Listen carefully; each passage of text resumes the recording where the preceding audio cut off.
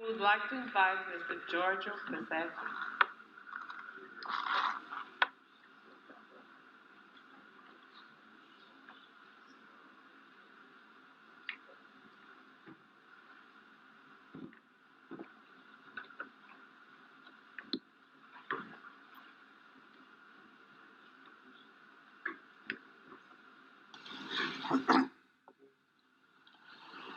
Good morning, everybody. In a short while, we will have a moment of honor for Elmo DiBiagio, as Pedricto has said in his opening session. And Pedricto asked me to present you some bio notes on Elmo. For those who don't know him, I think that most of you know who he is, Elmo DiBiagio. But anyway, I will try to present you something regarding his life. His life is so long and so intense that it is very difficult to summarize it in a few slides. I will try to give you some pictures of what he is and what he has done for our profession. Anyway, let's start. The story starts from a small town in the central part of Italy called Canale Monterano, close to Rome, where Elmo's parents were born. They didn't know each other. Their family moved from this small town, to another small town, but on the other side of the ocean, called Osdale, in Pennsylvania State, in the US. Here, Elmo's parents met, they got married, and Elmo was born there, together with his brothers. This is the small town where he grew up, and where he attended this high school. Can you recognize where is Elmo? It's this one. So in this small town, he grew up, was a very active guy. He was scouting. He was very active in playing football, hunting, scouting, but started also his interest in instruments or some technology or something new to be used to communicate with others. And so he became a radio amateur, and he started communicating with people around the world. From the high school, he moved to the university, to the Pennsylvania State University, where he graduated in 1953. And this is the picture of the events when he graduates. After graduation, he went to Princeton University, where he studied under the supervision of Professor Cherbotaryov. And during that period, he was in contact with Professor Loris Bjerrum from Norwegian Geotechnical Institute, who understood that Elmo had an attitude for measuring, for making tests, for trying to touch what normally we don't touch because we normally think just about theory. As an engineer, we just prefer to use formula and numbers and not to touch what is happening around. But Elmo has added this attitude to find out what is inside everything, what is the reality and not only theory. And so he was awarded a grant to spend some time at NGI developing this interest in instrumentation, and he was invited there. So, and this is the local paper from Osdale, with the news that one of the citizens of this small town was invited to Norway to develop this important research activity. So again, he moved from Osdale, and by ship at that time. They had to move by ship, not by plane. So he crossed again he crossed the ocean backward to Europe, and he arrived in Oslo. And of course, he started working on instrumentation, as was intended. And in Oslo, you know, there is the NGI, which was and is one of the most important places for instrumentation. And at NGI, he had the opportunity to work together with Professor Loris Birum and to meet the director of the institute, Kare Høgh and Suzanne Lacasse. But mainly, he had the opportunity to work together with Professor Peck, who was advising NGI in many, many projects. So at NGI, he started working on instrumentation, and he established the instrumentation department. And they started designing and developing new instruments to be used on practical purposes. Some of those instruments or let's say, the steps through which they developed this instrumentation are listed here. So it was a very intense activity there. In that period, NGI was mainly involved in offshore activity. It was the period where oil platform had to be installed in the North Sea. So NGI was in charge with the design and instrumentation and the data managing of the results from the trial test and the site investigation. And so he dealt with something really interesting, like this very huge structure, like the offshore platform, concrete offshore platform, making tests onshore and also offshore. And they developed a very huge number of instruments on purpose. And that is something that we have to remember. The instrumentation should be designed on purpose. Another interesting field that he followed was related to the study of the avalanches effect, which was a quite interesting subject in Norway at that time. And so during this career, which lasted more than 40 years at NGI, he has reached a level of knowledge and experience that is quite unique. And this is reflected in his curriculum, which is quite impressive in terms of award, publication, more than 75, and teaching opportunities. He has given courses, lecture, he attended conferences, symposiums all over the world, every time presenting something interesting because it came from his heart.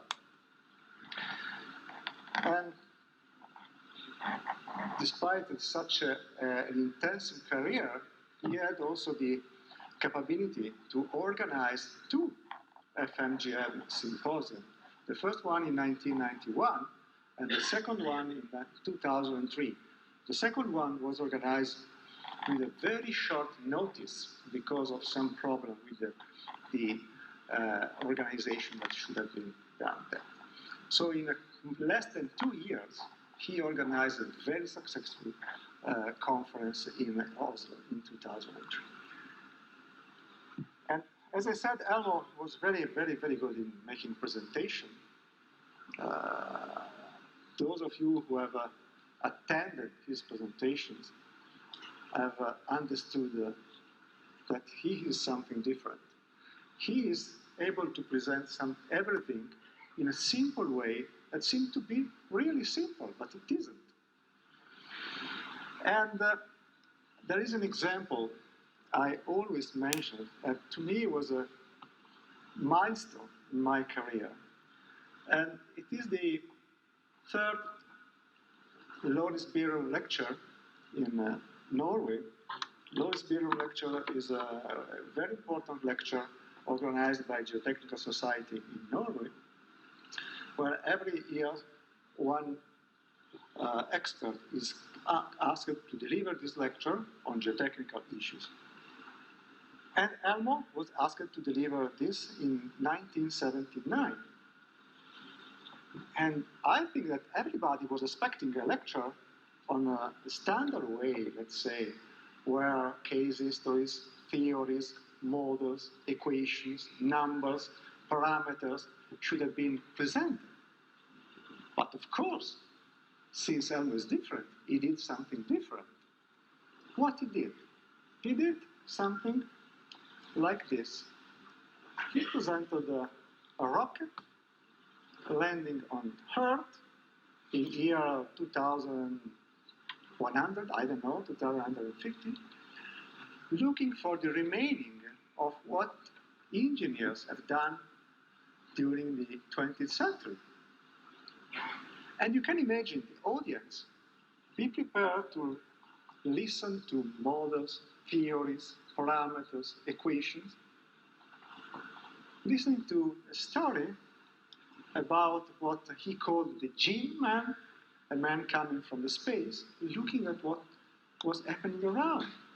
And look at the figures he presented. Nothing related to diagram, to parameters, to equations. This beautiful sort of hieroglyphici, I say in Italian, I don't know in English, it's hieroglyphic or something, but very, very impressive. And there is the conclusion, which is more and more impressive to me, because the conclusion is, I said it is a story of this man coming from space, and which has analyzed what has happened in the world. And the conclusion is that during the evolution, the power and strength of man became less and less. But the power of intelligence of the machines he created increased continuously. Finally, one day, man's machine, and then what happened? Who knows? We have to answer this. If you remember what has been said yesterday during the workshop in the afternoon, we are talking about artificial intelligence. We were talking about machines. Is this the future? And Elmo addressed this in 1979. So, more 40 years ago. Well, but this is Elmo. And he continues his activity until the day of his retirement. It was October the 2nd in 1998. And you see here in that day, Elmo with Peck. Look at the tie they are wearing. Is exactly this tie. I'm very proud to have this tie because I was given this tie that day when we all attended his retirement. And it was a fantastic day. Expert, professor, people from all over the world came to Oslo to say, thanks, Elmo. Thanks for what you have done. And so he retired. But Elmo is different. He didn't retire. And that day, when he retired, Ralph Peck, you have seen together with him, wrote him a message. What you see is the original message, but it's difficult to read. So I rewrite the main sentence where he said, but when I look back and remember when you and Loris Bill came into my office to discuss progresses on your thesis, I realized that a lot of years have been passed. During these days, your genius and ingenuity, two words with the same root, have made you Mr. Instrumentation for the geotechnical world. I'm sure you will look back on this with great satisfaction. You should. So, Ralph Peck said to Elmo, you are Mr. Instrumentation. That means he's a reference for us, like John Daniquist, like others. So we have to be very grateful to him. But he said, he retired, and he said, since I retired and I dealt with a lot of problems with soil, unstable soil, moving soil, critical soils, now I'm retired, I want to stay on safe ground for the rest of my life. But I said, it's different. So he really didn't retire at that time. And a few years ago, a few years after, in 2004, I guess, he went to Tajikistan. And here he is working, you see him here, taking note, measurement, describing what's happening in this big project financed by World Bank and Swiss government on the Lake Sarez Dam, a huge dam, natural dam created by a landslide triggered by an earthquake in the early 90s, which has created a 5-kilometer long dam, almost 600 meter high, with a huge, huge reservoir behind, which was in a critical state. And he was called as an expert of instrumentation to work on this project. So he continued working, but of course, slowly, it stopped. And at the end, it stopped completely. There is little chance that our theories and design procedures and construction practice will ever become so reliable and foolproof that field instrumentation will no longer be needed. Instrumentation has been, is, and always will be one of the most important implements in our geotechnical toolbox. Yesterday we have seen some presentation where instrumentation was described as a tool, and it is a tool. We have to use it as a tool. And this is the legacy that Elmo has given us. And after that, I said he retired, and he preferred to enjoy life with family, spending time traveling, or with his wife, his granddaughter, working in this cabin that he has almost built by himself, or just relaxing and drinking a good glass of wine. And that's Elmo. Thank you very much, Elmo.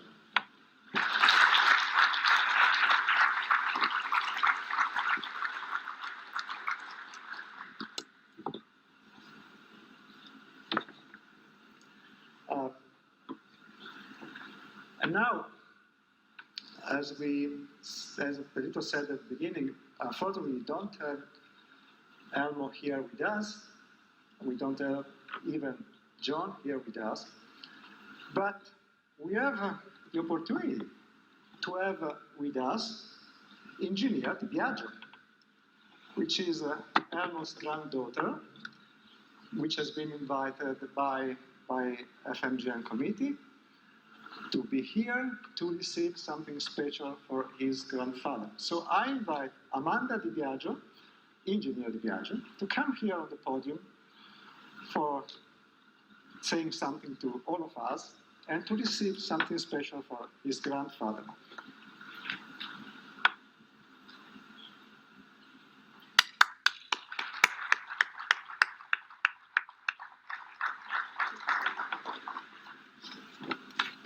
Hello. Just wanted to say a couple of words. It's a great honor for me to be here representing my grandfather, Elmo DiBiagio, today. I know that he was really determined to come, but due to some health problems and being close to 87 years old, he had to realize that he couldn't make it and couldn't come to his first FMGM meeting or conference. He's very sad about this. He would love to be here together with all of you today. I would like to thank you all for bestowing him this great honor and for inviting me here today. My grandfather does not know that this is taking place, nor that I'm here for this occasion. But we're having contact with him on WhatsApp now, so he's seeing this live. I understood from an early age that my grandfather was an important man.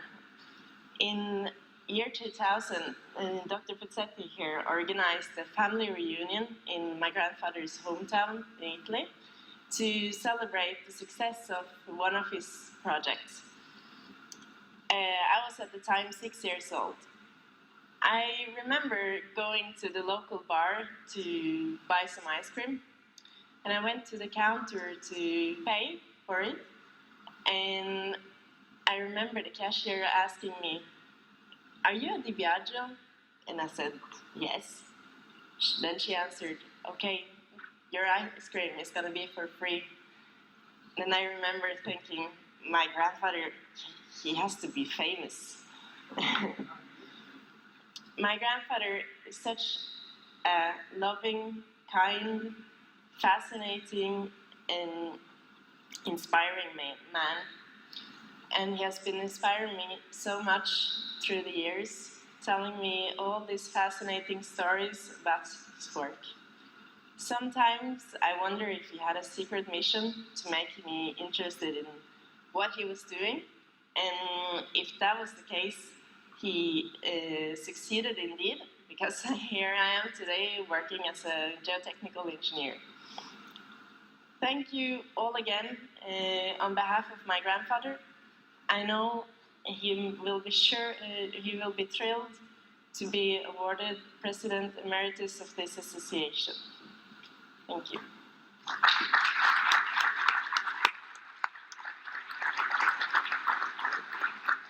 Thank you, Thank you, Amanda.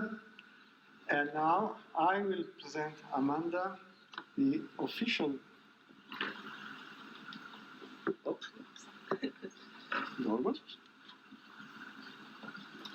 I will present the official award as. Oh, I'm not expert in this. This is the official award to Elmo DiBiagio, who has been nominated President Emeritus of FMGM.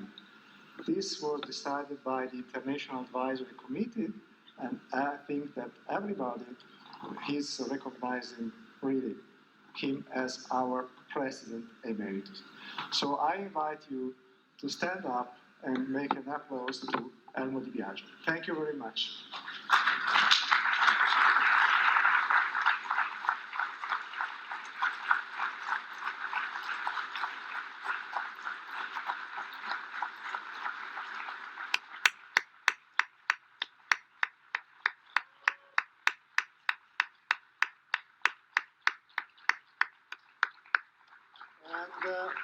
If Elmo is looking at, if Elmo and his wife are looking at us, I would say, ciao, arrivederci, and thank you very much, or better, grazie mille. Ciao, Elmo.